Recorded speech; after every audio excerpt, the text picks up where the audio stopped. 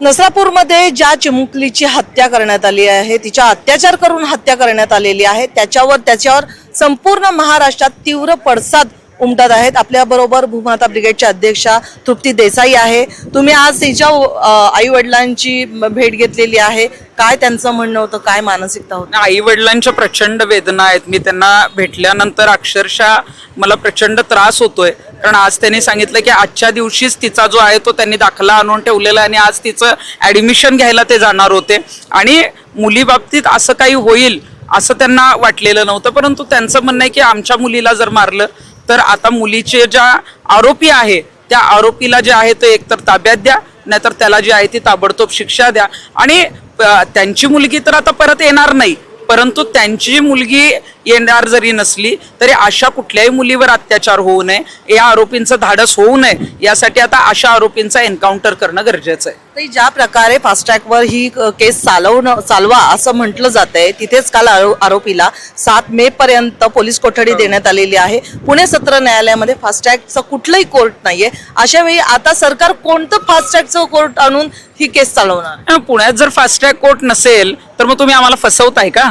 Fast track court दरवेळी नेमता. Fast track कोर्टामध्ये कुठलेही निर्णय होत नाहीत, कुठल्याही तातडीनं तारखा पडत नाहीत, अनेक वर्ष प्रकरणं रेंगाळत राहतात. आणि पुण्यात जर फास्ट ट्रॅक कोर्ट नसेल तर मग त्याचीच अंमलबजावणी कधी होणार आहे? मग ते सुरुवात कधी होणार आहे? आज लोक रस्त्यावर उतरतायत, लोक म्हणतायत की आमच्या एकतर ताब्यात द्या नाही तर तातडीनं शिक्षा द्या. पण तातडीनं शिक्षा द्यायला फास्ट ट्रॅक कोर्ट सुरू झालं पाहिजे, त्याच्यात दररोज सुनावणी झाली पाहिजे. दररोज जर सुनावणी झाली तर 30 दिवसाच्या आत निकाल येणं शक्य आहे. आणि आम्ही दरवेळी अशी मागणी केलेली आहे की कुठल्याही प्रकरणामध्ये जर अत्याचार करून जर खून करण्यात आला तर अशी प्रकरणं जी आहेत ती फास्ट ट्रॅक कोर्टामध्ये घ्या, परंतु सुप्रीम कोर्टापर्यंतचे जे निर्णय आहेत ते 1 महिन्याच्या आत जे आहे ते निकाल आणा आणि त्यात जर दोषी असेल तर फासावर लटकवा. पण असे निर्णय येत नाहीत, निकाल येत नाहीत आणि म्हणून अशा घटना वाढत जातात आणि म्हणून जनता रस्त्यावर उतरते. हा भीमराव कांबळे आहे जो आरोपी आहे, त्याने आधीही 1998 मध्ये बलात्कार केला होता, त्याच्यानंतर 2015ला त्याने बलात्कार केला आणि पुन्हा तो त्याच्यातून सुटून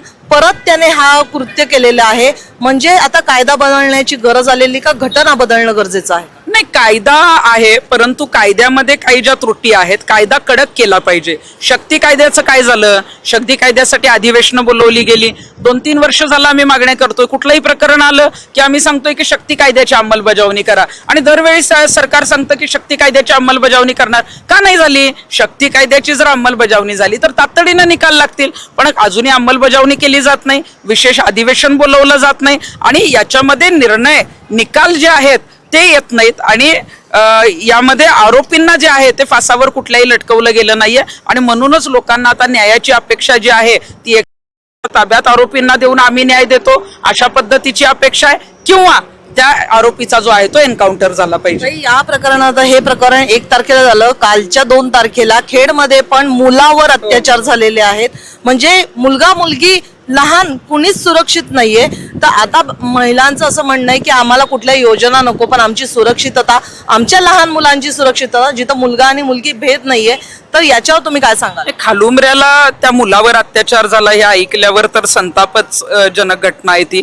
म्हणजे इथं आपण जर बघितलं तर मुलगा असेल किंवा मुलगी असेल, ही प्रवृत्ती का वाढत चालली आहे? ही राक्षसी प्रवृत्ती. आधी असं घडत नव्हतं. या माणुसकीला काळीमा फासणाऱ्या घटना आहेत. आणि मग याच्यामध्ये मी सांगितलं की या घटना जर कमी करायच्या असतील किंवा यापुढे होऊ द्यायच्या नसतील तर आरोपीला तातडीनं जे आहे ती कायद्याच्या प्रक्रियेतनं शिक्षा झाली पाहिजे. मग त्याच्यासाठी तुम्ही आता जिथं गुन्हा दाखल झालाय तिथून ते आता सेशन कोर्टात प्रकरण जाईल, हायकोर्टात जाईल आणि सुप्रीम कोर्टात जाईल. सुप्रीम कोर्टाचा निर्णय हा अंतिम असतो. मग ते 1 महिन्याच्या आत तुम्ही 30 दिवसाच्या आत ते करा ना सगळं, आणि मग त्याच्यात दोषी असेल तर त्याला फासावर लटकवा. अशा अडधा निकाल करून जर निकाल देऊन जर शिक्षा झाल्या नाहीत तर मात्र अशी प्रकरण वाढतच राहतील. सरकारला नेमकं काय सांगायचंय? फक्त फास्ट ट्रॅक कोर्ट नेमला, विशेष सरकारी अधिकारी, विशेष सरकारी वकील नेमले म्हणून म्हणजे तुमचं काम संपलं? बदलापूरची पुनरावृत्ती होणं गरजेचं आहे का? जसं त्याला शिंदेला एन्काउंटर केलं तसं होणं गरजेचं आहे? बदलापूरची पुनरावृत्ती झाली पाहिजे.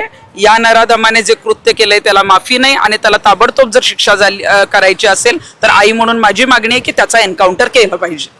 नक्कीच धन्यवाद आमच्याशी बातचीत केल्याबद्दल. तर ज्या प्रकारे हे नसरापूरचं वातावरण तयार झालेलं आहे, नसरापूरमध्ये या चिमुकलीवर अत्याचार झालेले आहेत आणि त्याचेच पडसाद संपूर्ण महाराष्ट्रात बघायला मिळत आहे. आज खेड शिवापूरच्या इथल्या टोल नाक्यावर देखील चक्का जाम होणार आहे.